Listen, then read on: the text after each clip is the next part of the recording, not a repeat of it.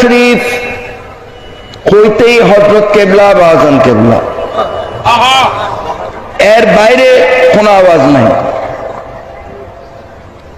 মাইজবান্ডার হইতেই হযরত কেবলা বা আজান কেবলা। গৌসুল আজম আহমদুল্লাহ মাইজবান্ডারি, গৌসুল আজম গোলাম রহমান মাইজবান্ডারি।